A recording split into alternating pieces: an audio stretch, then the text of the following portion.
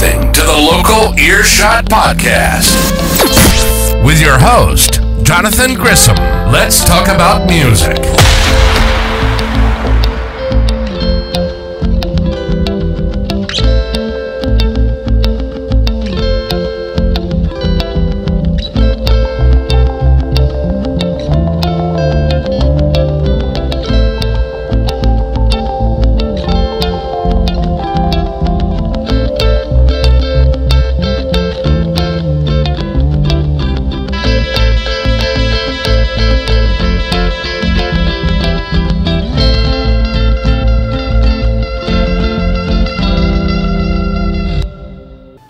Hello, everybody. This is Johnathan Grissom of More Bands Media and the Local Earshot Podcast. It's been a long time since I've done an episode, but we had a kind of an opportunity pop into my lap, I guess, in a way, because you didn't have a place to stay or something. So So I got my good friend Carter Combs out here in Oklahoma City. He's from Tulsa, with Studio House, and what's been going on with you? Nothing, man. Played last night in Edmond at Frenzy Brewing Company, and then I hit you up. The cat's like, what's going on? I hit you up along with multiple different Oklahoma City people to see if I could crash on a couch. Yeah. And then we lucked out because now we can do this. And I mean, that's pretty common with music artists. I mean, whenever they're traveling city to city, they gotta find places to stay. Yeah. Unless they got the money to put themselves up in a hotel, or they got like an RV or something, you know, to sleep in. So yeah, understandable. Luckily, I've got like probably 8-ish people I can probably hit up in Oklahoma City just to assess my options for crashing on a couch. But shout out to OKC for letting me crash on your couch. Yeah, right.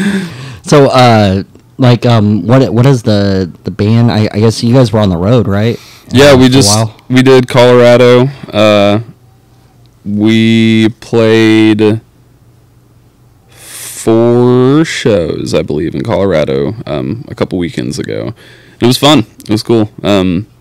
It was very tiring, very exhausting, because we did 4 full band sets and then multiple stripped down acoustic sets as well. And we were very tired. Elevation and drinking don't go.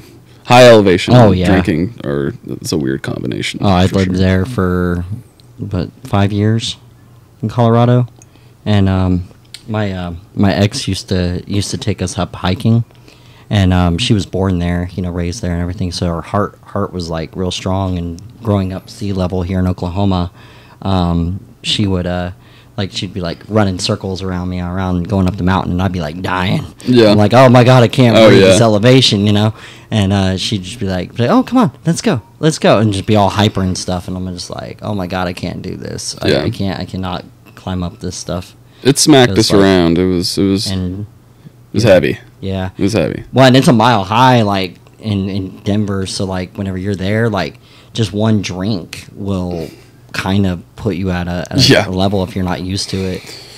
Yeah. We had one evening where it was one of the first evenings there that we were like, let's go out. We had a good time and all this stuff. And then the next day, you have the hangover or whatever, but then it didn't go away. It was like 4 or 5 in the afternoon, and we were all still like, do you feel all right? Does everyone feel weird? We all were still just like, the lack of oxygen up there is it's incredible. Yeah.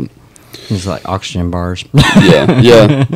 That was fun though, but it was a good time. That was our first like major out of town like jaunt that we've ever really gone on. We've been to Arkansas as a band and Colorado as a band. I think that's it in terms of full band shows. So any like trips, like stories from the road that were like really good stories or fun stories? I mean, Colorado people are funny. Like, we had one guy come up to, it was me and the flute player Sarah Thompson. We had a duo set, at this brewery, and this guy that was working came up after we were done, and the way Colorado people talk is a little different than Oklahoma. He came up and he just goes, "Killer vibes," or something like, "Killer vibes, y'all," or something like that. And I thought he was like being sarcastic, like he's dead serious. No, yeah, he was like, "Killer vibes, guys," or something like that. Yeah. And at first I was like, Are you fucking around? And I was like, no, that's actually how he talks. It's probably all that weed. You go to Boulder and like everybody there is like high as hell, and they're just like come up to you and be like, "No, it's like about the Earth, man." And like there's like the stars, and like we look up at the sky and we like see the stars, and you're like, "Yeah, that's cold outside. I don't know what you're talking about." I mean, they have a different vernacular, that's for sure. But it wasn't like, it was funny because you almost take it as like whenever he came up and said that, I legit thought he was being sarcastic, and I was like, "Man, fuck you, dude." And then I was like, "Oh no, he that is how he talks." That's how he talks. Yeah. And then you get to know that that's just how they are. Yeah. And some of them are like some of those people are really really cool. Like but the EDM scene's really really big there. I used to like help out this group. Like my buddy was a photographer for this group called Got Bass Music, and so we used to go to shows for free all the time. And the story I think I told in the show before, but like this one time on the Ogden that's in Denver, there's a security company there called like Star Security, and before they actually did security at the Fillmore too, and I did some stuff for them before I worked at Live Nation, and but at the Ogden they were working the Ogden, and we came up to the door. And we had passes that were like VIP, whatever, go back, hang out with the DJ type passes. And we were on a guest list.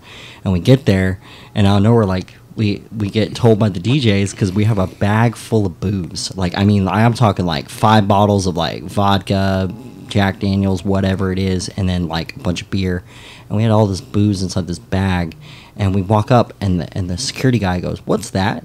And we're like, "It's for the artist," is what they said to say. And he looked at us, and he looked at the bag, and he looked at us, and he goes, "Go, go, go." Like that. And so we just like really took in like a bunch of alcohol, which is highly illegal. When I worked in security and event security, we took it all in, and we went to the back behind the stage of the DJs that were upstairs, and because there's an upstairs part and there's a lower part that's like the main DJs. And so we go up to the upstairs part, and we're like in the back behind the DJs, and we're just like sitting there just getting hammered, taking shots and stuff. And then we'd come out and we'd like dance with all the people, and then we'd go right back there and just start drinking again. Yeah. We didn't pay for nothing like the whole night. And my friend got so drunk that he had like a $2,000 rig camera, and he's sitting there like stumbling around with his camera, and we were like grabbing his camera. We're like, "Dude, like let me hold that for you for a minute." And then we stumbled out of there, and he walked around kicking over something he's known for. He went around kicking the newspaper things that have a little newspaper stuff. Yeah. And he walked up and he's like, "There's a Sparta," and he like kick him and just like knock him over and hang out this guy. Yeah. So it was like, Jesus Christ, man, you're fucking crazy. But like, yeah, but it was fun. Like I miss Colorado. I mean, it's a fun place. It's definitely an experience that everybody probably should do at least once. Sure. Yeah. I heard about the EDM thing. That's one of the main things about that I noticed up there is like their music scene is different, vastly different. They don't have like much of a rock and roll music scene as opposed to like Tulsa. And it was weird because like Tulsa and Oklahoma in general has probably a bigger and more like active live music scene, but it's more country. Mm-hmm. So bigger scene, more country. But then up there in the Denver area, they have a smaller live music scene, but they're more open to like, because we're an alternative rock band, so like they're more open to that. So I played at an acoustic gig up there and did covers by like Fleet Foxes and Mac DeMarco and like the Strokes and Radiohead, and people knew the songs, and that was kind of a stunning thing. I was like, oh my gosh, people actually know this music. And it's funny, in Oklahoma you don't run into that all the time, and I mean, unless they're like music heads, but yeah, I mean, the genre that a lot of the people that are running around up there listen to is a little more my speed, but they don't have as good of a music scene as Tulsa does, so it's a weird little trade-off. Yeah, Tulsa does have a really good music scene. It kind of, it's weird because there's just always like kind of like what we were talking about last night with Destiny, that like, you know, like there's this like competitional thing going on where it's like Oklahoma City's doing well, and then Tulsa gets mad, and then Tulsa's doing well, and Oklahoma City gets mad. It's like it's more of like we're trying to build a mid-sized venue, but the moment that Oklahoma City does that, then there's going to be, hopefully they'll travel more, and they'll go, and if they're traveling to Dallas, then they'll actually do multiple shows in Oklahoma instead of just doing the Kings. But then in a way that for the economy of Tulsa, they kind of rely on the big Arts bands that kind of travel through there. Sure, yeah. And so like if they are able to do Oklahoma City, because Oklahoma City has kind of this thing where it's like, and I don't know if like Tulsa has this problem anywhere in their sizes, but our sizes jump. So it's like if your show's local, it will play a bar. Most likely, the biggest bar that you're gonna play that's like a local would be like Blue Note. That's the most known one, or like, you know, like your Diamond Ballroom, things like that. Like those are ones that you might possibly play. Or like our 89th Street Collective. Like like you might play there, but usually what happens is if a show's like mid-level artists or like regional, and they go to play somewhere like Tower, if they can't fit in Tower, they send them to Beer City Music Hall. If they can't fit Beer City Music Hall, they send it to the Criterion. And the problem is, the moment that they go to the Criterion, if they are too big to play at the Criterion, then they have to go to Paycom. And Paycom, you have to be a big artist and pack a gigantic stadium to play there. So there's no venue between the sizes other than Diamond Ballroom, and that sometimes they shows over there. Yeah. But like usually there's no venue bigger like that would keep that many people. Yeah. And Criterion's pretty good size, but it's not quite like for those artists that are too big for that venue and not big enough for like Paycom to bring the numbers. Right. And especially here, because like some artists, they can bring the numbers other places, but they can't bring the artists here. I mean, I've seen bands that have played like little bars here or little venues, and like in Colorado, they would be playing the Fillmore, which is 3,500 people, or they'd be playing Paycom, or not Paycom, but like Pepsi Center in Denver. But then in here, they would be playing like 89th Street, and it doesn't make any sense because it's like the following is not in Oklahoma. So it's kind of a unique, weird thing about Oklahoma that like we have a booming music scene though, like for like local, and I mean the singer-songwriter stuff is big, and and then like your rock and punk scene is a scene within itself that kind of is everywhere. And then it goes, you know, your country, and your country is the majority of the places across the city. I mean, like that you can do country bar scenes and stuff like that, and play. But in Colorado, their big scenes are EDM and then folk, and their folk music is really good. But it's like, you know, it's like. Like all Boulder, and that's a lot of where you get like the hippie-ish like you got to get outside. You got to get outside of the Denver area. Yeah. Whereas Denver's like straight up EDM. I mean, to the point where like they do Decadence at Red Rocks, and they had the locals that live up in Morrison. They were complaining about the vibrations coming from Red Rocks because of the bass that they put in Yeah. his music. And so like it was like shaking their windows and stuff. Right. And they were just like, they're like, screw this EDM music. And it's because they were all older people. Yeah. But ironically, a lot of those EDM people will probably be the ones that replace all those older people in the mountains and so Right. like living out Right. there. So like you know, over time, that's just going to become what it is. Yeah. And then it's interesting too because like in Boulder, a lot of the hippies that you would call them back in the day, the old '60s hippies, they all act very conservative, and they're not very like liberal or anything like that, which is really weird. And they're all rich. Yeah, they're And conservative. it's hilarious. They're all rich, but yet they all used to be hippies back in the Yeah. day, and they screwed the system. But yet they're all Came with money and age. yeah, yep. And now they all have money. Yeah. and they have houses that are like $1 million houses. It's funny how it happens. So, yeah. Yeah, I mean, I would say that in terms of the Oklahoma City, I think so. You know, you were talking about how, like there are like these tiers of like the kinds of places that bands can play at. I think maybe the difference between Tulsa and Oklahoma City is that like you guys, from what it seems like, you have a bunch. You have like Tulsa. We have that tier thing, but we have a lot of places that are like known for music that that are like in kind of the in between those tiers, or I guess all of the places that would be in that tier system of like how big the bands can be to go and play there. They're all like well-known places.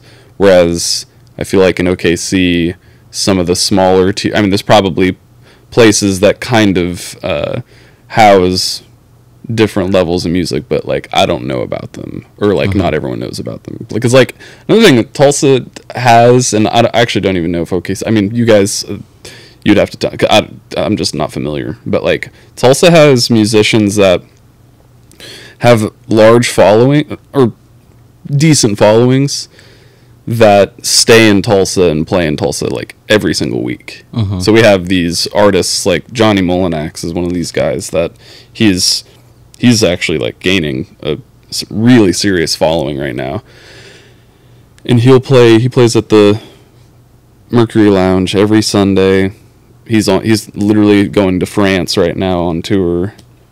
But he plays at Mercury Lounge every Sunday. Paul Benjamin plays at Colony every Sunday.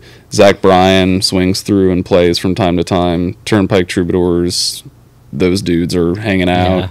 So we have the support from bigger acts too. Mostly country, like everything I just listed was country. But like it's good. I'm not an anti-country guy. But so do you think that leads to oversaturation? Not right now. I feel like. Do you mean like a like a band plays that so that a lot of people consider it oversaturation out here, that they have to cycle. So like basically we have Norman, Edmond, Oklahoma City, Yukon, you know, like Midwest City, like all these areas that are around Oklahoma City, right? And so like a lot of bands. Tulsa doesn't have that. I will say that's one thing you guys have going. And then there's a lot of landmass. So like we have those cities, but there's no music scene in any of them. Yeah, like and so Broken Arrow. Yeah, like our like we have an entire strip of road in Norman that's like, you know, Main Street or whatever. That's just like venues of like they have shows at every single weekend.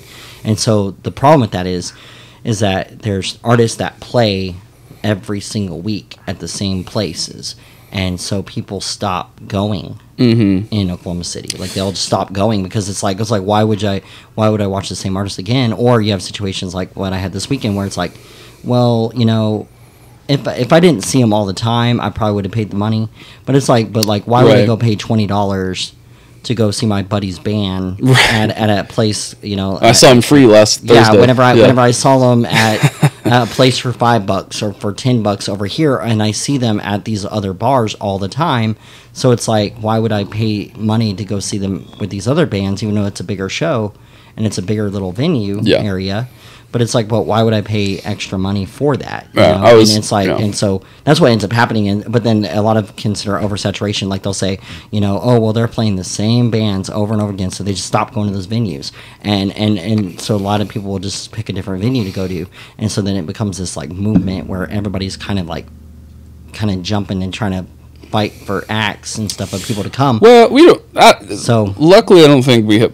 I do want to circle back to something I said a second ago. Broken Arrow doesn't have a music scene, but there is a place called Broken Arrow Brewing Company that they have a scene in and of itself. So if this ends up coming out, anyone watching this, Broken Arrow Brewing Company, check them out. okay, Tulsa, I don't know. I mean, luckily, I don't feel like that's a problem, and I don't know why. I mean, because I actually had that conversation with somebody the other day. The thing about like, why would I pay $20 to go and see these guys when I saw them free last Friday? Or you know, first off, there is one key support problem. your bands. Well, yeah, I was gonna say yes for sure, but like one key issue with that statement: local bands don't make $20 is crazy. Right. That's one thing. I had I won't say his name, but he's a colleague of mine that he wanted to do a show together, and we're like, let's throw our bands on a show bill. I was like, awesome, let's do it. And he's like, do you think we can do $20?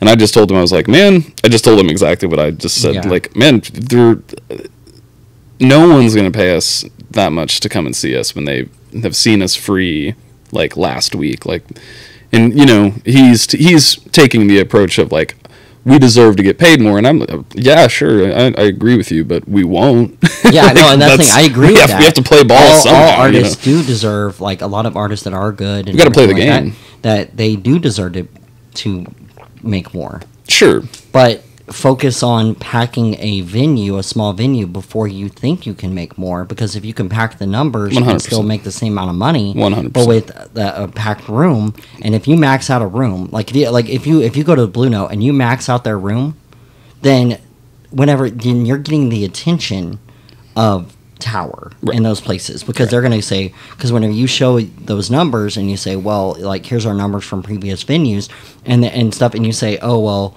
yeah, they paid $20, but only 5 people showed up.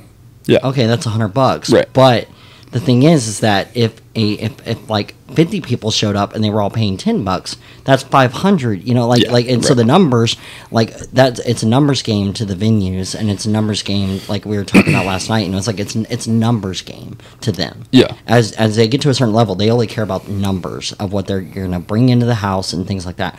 But if you're bringing in 2 people at $20 because they're like your mom and they want to support you, Right. that's great. But it's like, but if you're not bringing in people that have never heard your music, it's funny. Like I was literally talking to my mom about this the other day, and she was like, "I wouldn't pay $20 to come and see you guys." See, and that's what I'm saying. Like, I know, and that's honesty, you know, and that's why you should love your mother. Yeah, Because right. That's honesty. She was like, you know? oh, yeah. It's like it's that concept that like people are not gonna like they like right now everybody's broke anyway, so it's like it's like one of those things where you have to look at like what you're doing, and it's like, well, my options last night were like I can go to Grand Royale for free and do a DJ show thing and hang out with my friends, or I could go to, you know, and I mean, you know, everybody should have went to Ray Fest. You know, Ray was a really good dude, and like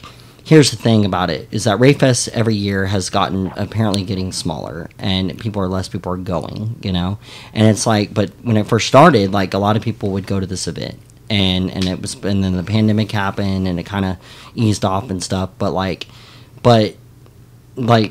support these bands, you know, like go to those shows. But like I had friends that went to Ray Fest last night, and they said that there was like hardly anybody at the 89th for this event, and yet they do this event every year, and the money actually goes to like support certain things that are like, you know, related to like why all this happened, you know, like why this person passed and all this kind of stuff. So it's like they're trying to like help the music community here, and people are just kind of like, well, I don't like those bands, so I'm not going to go see it. That's fine. it's not your cup of tea, I guess. But if you're in the metal scene and you listen to metal music and that was all metal music, maybe go check out. Maybe one band out of the 20 bands that played over the weekend, maybe one of them will stand out and you'll be like, man, I never heard that band before, but now they're like, my new favorite local band. But this kind of like, to me, I mean, I'm only scratching the surface of what you just said, but like that to me sounds like multiple things are multiple things happened that could have been fixed to have more people there too. You know what I mean? Like, there's one thing that musicians are generally famous for not like doing promotion great. themselves. Oh yeah, I mean we're terrible at it. Yeah, and that's why and honestly, managers. And honestly, another thing that I've learned recently, so are fucking venues. They're literally just as bad. It's got to explain to me that, and this is by venues, okay? Yeah. It is not their job to promote you. I've heard this. Their job is to provide you a building. That's crazy. You paid them for, you basically are getting a building and a door. Oh, fee, trust right? me, I've heard this one. Me, I'm one of those people. I argue everybody should be promoting because here's the thing: you're trying the to make bartender money. should be promoting because here's the thing: like the more people that promote in the group, like we have these artist events and everybody promotes, and some of these artist events that I've done, we've cleared out the numbers every time, and it's like every artist that was a part of it has promoted, every band has promoted, every single person that was a promoter promoted. That's another thing too. There's promoters out there, people that call themselves promoters, and they don't promote shit. Yeah. They don't promote shit. Whereas like I literally have a Facebook group where I literally like hardly any members are in this group because they're real people, and it's like, and I'm barely even scratching like 1,000 people in this group, and it's like, but yet they're all real people and they're all really promoting, like they're all really doing that, and then everybody's always like, there's nothing to do out here this weekend, and it's like, well, I mean, there's a group that we run that literally lists like what events are going on, and most people end up asking me through Messenger, like, "Hey, John, what's going on this weekend?" I'm like, yeah, and I send them a link to my group. Right, I'm like, just go look on there. I was like, and people stopped using events like on Facebook because it got too annoying. So people are going back to just making flyers, and they're going back to like make out here, and so they're like going back to like doing digital flyers, and like last night, how Destiny handed you like the calendar, like the calendars is another one that a lot of people are doing. They just hand you a calendar and it has like every single band that's playing at that venue for the months. Yeah. And but it's like, but people are going older tactics because it's like, because Facebook doesn't notify you until the event's over. Basically, I'm a direct text kind of guy for the most part. Like, usually, don't get me wrong, I will do my due diligence on social media to promote shows, but most of the time it's most of the people that show up, unless it's like a big show, like a big full band show with like us and like a few other acts. If it's just me solo acoustic, I'll just text people. I've done it with you. Just be like, hey, I'm coming in town if you want to come and hang out. Yeah. And that, that's usually the most effective way. But also I do also experience the thing of like, I've been playing long enough to where like random people will show up and just be like, oh, how's it going? So the whole that whole I couldn't disagree more with the whole mindset of like, it's your job to bring people in here type thing. It's like, well, okay, we're all trying to make money off of this, right? And especially y'all, it's a joint venture. Your job is sales. Like, our job, we can be artists and have a good time and all that stuff and go home broke, and we're probably not going to be tripping too much about it. Whereas y'all are trying to make money, then promote it. You're like, it's a team effort, That's just, that to me, that's just crazy. That because I've been told that before in my booking work, and then also like having played at a few places, and they're like, well, you didn't really ring anybody, and I'm always kind of just like, yeah, like I don't know what you expected, you just liked my music, that's why you booked me. You didn't book me. I mean, I would hope that you didn't book me just because, like, you thought I was going to bring bodies in the door. It was like, sometimes I can, sometimes, but I play a lot, and, like, like, I had a guy from Missouri. I went and played in Missouri. Once again, I won't say where, but played in Missouri, and he's kind of gotten on to me a few times. Like, "Are you gonna bring anybody this time?" I'm just like, "Dude, I'm from Oklahoma." Yeah, it's like, how I don't know anybody here. Don't book me. Yeah, like it's funny book that me you with even somebody assume. here that brings people in. If you Sure, want people, yeah, and then, right, yeah. like, I'll be an underbody for you, you know, like a back, like Totally. just to play there Yeah. with them. But it's like, yeah, like always have a local that brings people in if you know that they're gonna bring the numbers. Yeah, like, yeah. And I mean, but I don't know. I mean, I'm just trying to, it's funny, like, they don't, some people that run those, you know, bars or venues or whatever, they don't think, they're only thinking about this in their world, whereas my world is, I am a musician and I got to pay rent, so I need to play these gigs to make this money, hopefully get some tips too, and I mean, it's survival. It's straight up survival. Yeah. So like, I'm never gonna not go and play somewhere because I'm not bringing people in there, you know, like right. that would be anti-productive for me. Yeah. Well, I mean, and that's the thing is like, and also you never know who's inside the room. You know, like you could play in a room of 5 people, and it could be somebody like actually like that in the industry that just happened to be in town, and they just stopped in a bar, and they're just like, holy crap, like this big artist.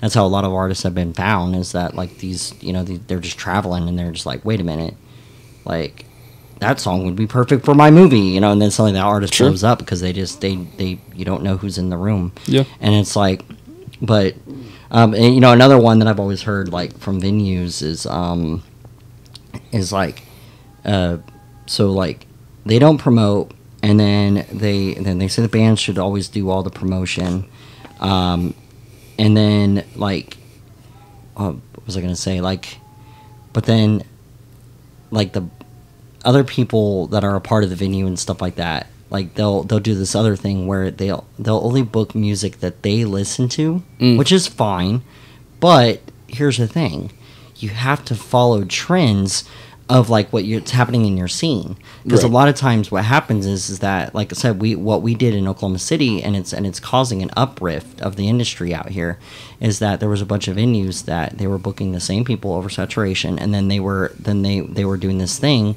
where like they started booking, oh well, I like folk music, so I'm just going to book every single folk band every single week at this venue that's supposed to be a venue that plays everything, you know? Yeah.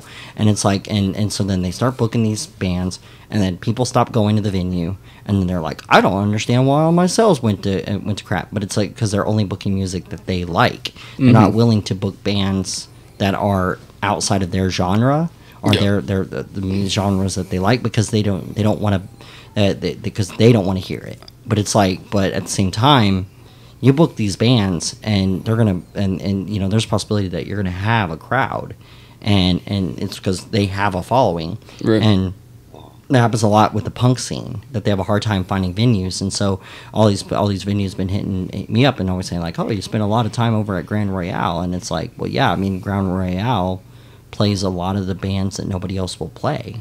Right. And it's like, and so I get to see a lot of new local music come out of there. And you know, it's like our version of, like, I wouldn't say CBGB's on that level, but it's our version of like a place where people are playing new stuff. Yeah. And so it's like, and there's like 5 other ones. There's Incom and Norman, you know, Point A over in the 39th district. Like there's certain places that are doing that other places aren't. And so like the fact that they are is putting more people in front of these new local artists that are coming out. And so it's like, and some of them, like Incom, is a non-alcoholic venue. Yeah. People have bitched and complained about that too. I'm like, if you don't want to drink, like, I'm sorry, if that's your whole thing. Like, I recently quit drinking, but it's like, but like mine's related to medical, but it's like, but at the same time, it's like, if that's your whole reason why you go out, just go to a bar. Don't go to a venue. You dick. Because it's like, right? I'm just saying, like don't go to a venue if you're not going there for the music. Because I've seen people go to these venues that are also bars, and then just bitch and complain about the bands that are playing, and it's like, well, you didn't have to come here. Like, you could have went over to a bar that night, not paid the fee, you know. And it's like, But and I mean, I don't want to be so negative on the scene. It's like but then it also goes through this thing where it goes up and down in Oklahoma City. So it's like this wild ride where like one month there's like no shows, and then there's a ton, and then there's the next week no shows, and then there's a ton, and so it's like everybody's just like jockeying for position to get people to their shows, and it's just like there's just 10,000 shows going on one week. But then there'll be nothing, and you'll be looking all through every single website, every calendar, like I was the other day, and found nothing. Right. Found nothing that whole weekend. I'm like, that is an open Friday that a band could be playing a show right now, making money. Like, yeah, and this is another reason. Like, it just makes me think of another reason why venues do need to promote. Because you know what I do when I come to Oklahoma City? I like literally last night after my gig, I was like, I might go see some music tonight. And then I went to 89th Street, their Instagram, Tower's Instagram, Mojo's Blues Instagram. Yep. I just went to there. I didn't, because like that's how a lot of people do it. That's there.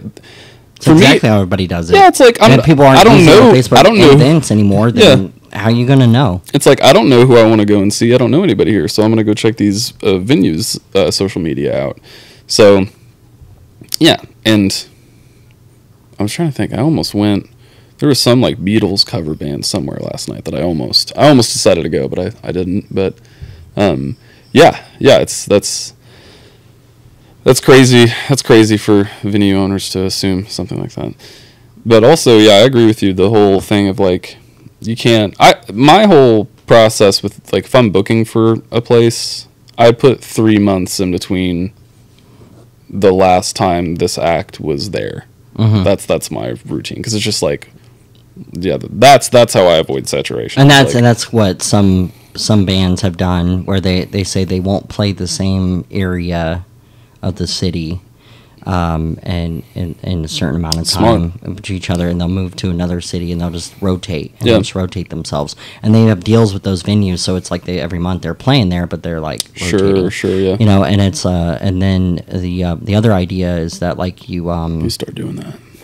That's a good idea. Yeah, it's like you basically make deals with all the venues, and you just rotate your schedule between all the venues, and so then you know exactly that you're going to be playing at this venue every month on that around that time frame that week or whatever, unless there's something going on that they already booked. You have to work with them obviously on their normal bookings. You can't just book out a day. Right. And then a lot of the singer songwriters, you know, it's just like finding those open mics and just going out there. Yeah. I mean, it doesn't hurt at an open mic putting out a tip jar. People do tip at open mics. Totally. Like but that's the whole thing though. I mean but I think it's different out here, definitely. Well, another thing that like I don't think about oversaturation too much, but I do think that like if you're just beginning, like I've only been playing for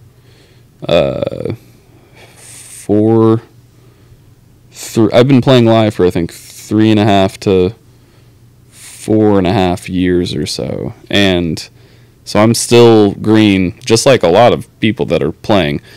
Like I'm not going to worry about oversaturation until I need to. Like you know what I mean? Like especially if I'm playing solo, I'm just going to go and play. I'm going to go and play. I'll play the same place for a week straight if they're going to pay me. You know what I mean? That kind of deal.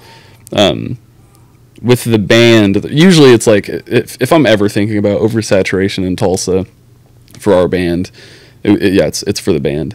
When we played Mercury Lounge for the first time, it went really well, and after that I was like, I'm not gonna have us play here for 6 months because this is the Mercury Lounge and this is Tulsa rock bar mecca.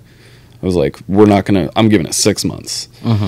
And then we did it again, and it was a good decision because it went well again. And now we have a residency on August Mondays at the Mercury Lounge. So we're going to be joined by, this is actually the first time I'm saying this, we're being joined by bands, Megan Marlene Band, Justin Bloss.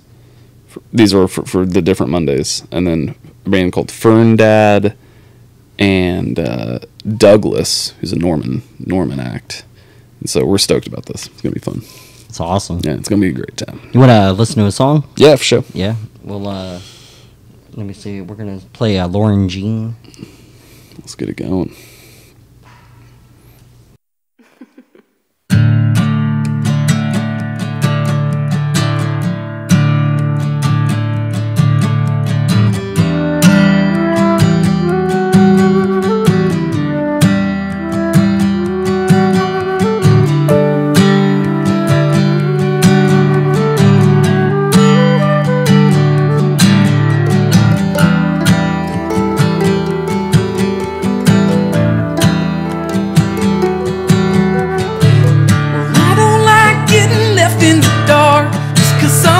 inside of you.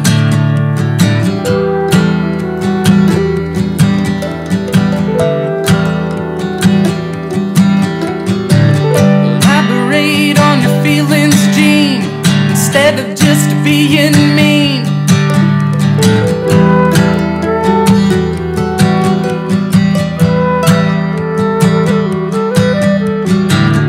I'm so glad that the sun has been out. Yeah, it tells me what I'm supposed to do.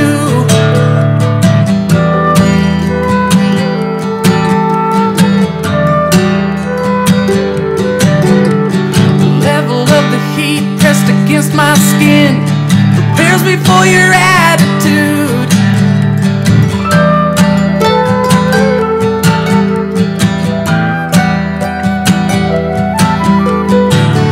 Broke as hell and I'll stay that way until my gig in a week or two. But I'm booking up for next year, and I just wanna see you before I can't rest, before I get clean, love on someone else in my scene, before I cry, forget this thing and get to know myself.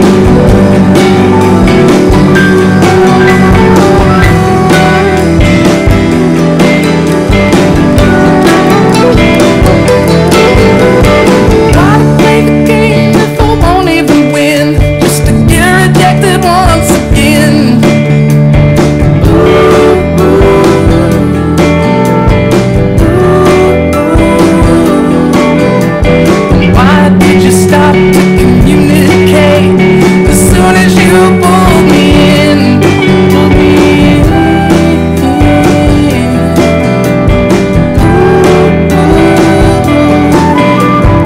See, I've been drinking now for 2 days straight, so quite frankly I could give a damn, give a damn.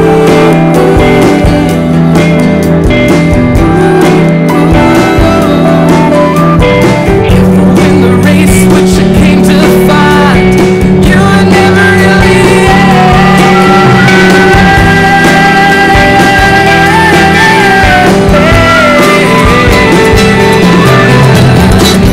broke as hell and I'll stay that way until my gig in a week or two. Looking up for next year, and I just wanna see you before I can't rest or I get clean. Love on someone else in my scene before I cry. This thing, get to know myself.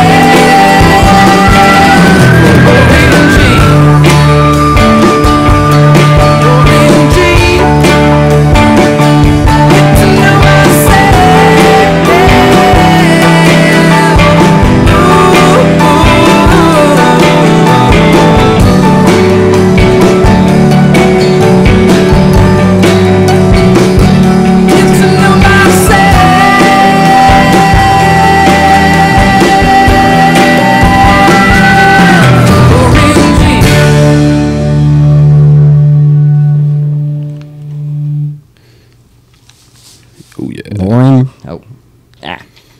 Lauren Jean. Lauren Jean. So, kind of tell me about that song and like what kind of went into writing it and everything. I mean, the song started about. So it started by just writing about somebody, and then it kind of turned into a whole like song about being a broke musician and all this stuff. So it ended up.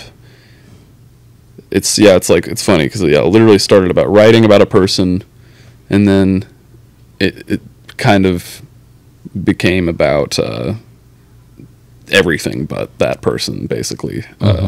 So yeah, it's just a song about being broke and being a musician and That sounds about right. and airing your grievances with a significant other or a friend or whatever you want to call it.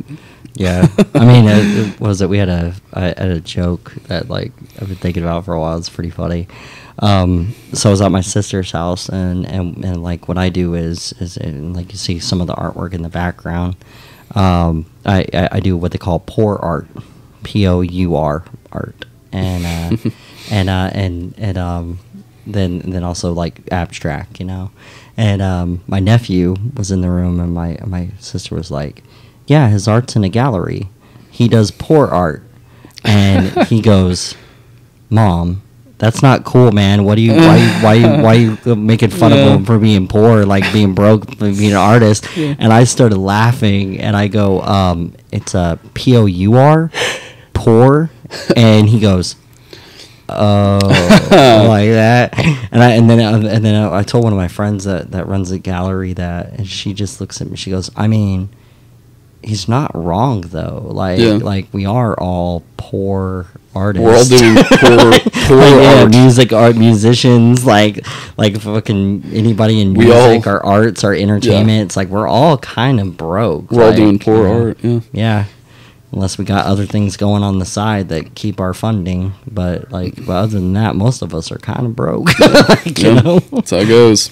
But that's the life. Yeah. What things do you have coming up, like for everything going on with the band? And we've got me and Michael Campa, who's in our band. We're doing the Oklahoma Opry here in a couple of weeks, I believe. July, I want to say like 27th. Let me make sure on that. I should have prepared actual dates and announcements. That's fine. I get people with this all the time with this question. Because I was like, oh crap, let me pull up my phone and check. Yeah. We're doing Oklahoma Opry on July 13th. And then in August, we have the Monday residency at Mercury Lounge. So those are the two big ones that we got coming up. And then I'm playing all the time. You can just find me at Carter Douglas Combs online, and you'll see all my dates and whatnot. And we play all the time. You have any like studio stuff coming up at all? Or yeah, we're working on stuff. We've been working on stuff for God knows how long, but slowly putting hopefully what will be an album together. We got some music we got some stuff in the oven. So that's good. Yeah. So yeah, I mean, if you're ever in Tulsa, like definitely go see a studio house and Carter play. I mean, it's I've seen him play before. I mean, he's really good. So, and it's a really good time. Like most of these events are really good times. Mega Marlene does really good shows. Sure. Bailey Boy, like these are really good artists. And another one I like to always mention is Johnathan Ashley White. That guy is like really good. Like I mean, like that. I don't know, man. Like him just playing on my couch like blew me away. Yeah. An acoustic guitar. All he had was an acoustic and a microphone, and he blew me away. And I was just like, wow, like how are you not? But like I guess he makes music videos and stuff. Like his friends that does it. So like he does some pretty cool stuff. Right. And those are all previous episodes that you can listen to. And then people probably should go back and listen to the Diedrich episode, because Diedrich is going back out on tour again from the previous tour that he's just on. He just stopped in last night, and he said he's going to be doing some promotion for the episode. But a lot of people listen to it on the audio versions, but not many views on the YouTube version. I might have something to do with the fact that I have to put an 18 or older marker on it, because or I gotta blur some of the background, because we're in an adult room at a gallery, and there's a painting, but then there's a photograph right behind my head that I probably should have moved before we started. But yeah, like they were in an image there. It was all artistic. But yeah, it was behind my head. So yeah.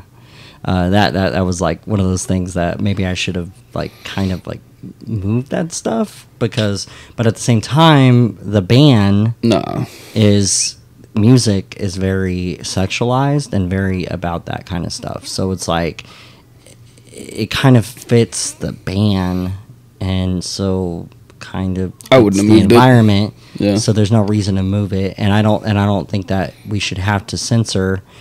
I'm a free speech absolutist, so I don't know. I don't know if we should be doing that. I should be able to say that. Keep it up. If I wanted to have somebody doing an interview and just have some tasteful artwork in the background behind me, then that's because it's artwork. It's not meant to be in the way that people think, and so it's not pornography. It's artistic. Right. So it's but at the same time, it's I know how policies are at YouTube and all these companies, and bastards. So it is what it is. But yeah, so I mean, if anything, I'll probably just put it up on the Local Earshot website as a video, and just make it where people can watch it directly from the website, because I won't censor things on that. For sure. So but yeah, let me see, we're sitting at 53 minutes. Yeah, so I think, do you want to call it? Yeah, for sure. Yeah, we'll call this one. So, yeah, everybody, thank you for listening. So, the Local Earshot podcast, I'm a Value for Value podcast. That means I run on 3 tenets. It's time, talent, and treasure. Value everybody's time for listening, and taking your time out to listen to this show, because, I mean, there's a million podcasts out there. And as for talent, if you're a music artist and you want to be on the show, then you can reach out to me at john@thelocalearshot.com, or on the Instagram pages, or on Facebook, and then we can kind of set up an interview. And if you want to donate to the show, you can go over to thelocalearshot.com/donate. There is an option for Venmo, Cash App, crypto, pretty much anything that turns into money. I will gladly take your money, and I will put it back into the operation of the show. Right now, I'm trying to work with some artists to try to set up somewhere that we can actually start making more solid studios and things that we can start bringing more entertainment and arts to Oklahoma City. And so we're trying to collectively try to come together and try to create something that could be just like an artist collective or something like that. So if people want to be interested in that, then you can reach out to me at John at the Local Earshot, or John at morebands.com. And then also morebands.com. I'm pretty close to getting a lot of the programming done. So I think if it looks good enough for what it is right now, then I might just launch it in beta form and then just worry about doing the other stuff later for the look and feel and stuff, because the operation's more important than the actual like look of a website, the functionality and all that kind of stuff. So then we can bring in people to be able to do all the programming and everything to make it look like a modern website to the point where but I think a lot of people like the older website types. So yeah, thank you for listening.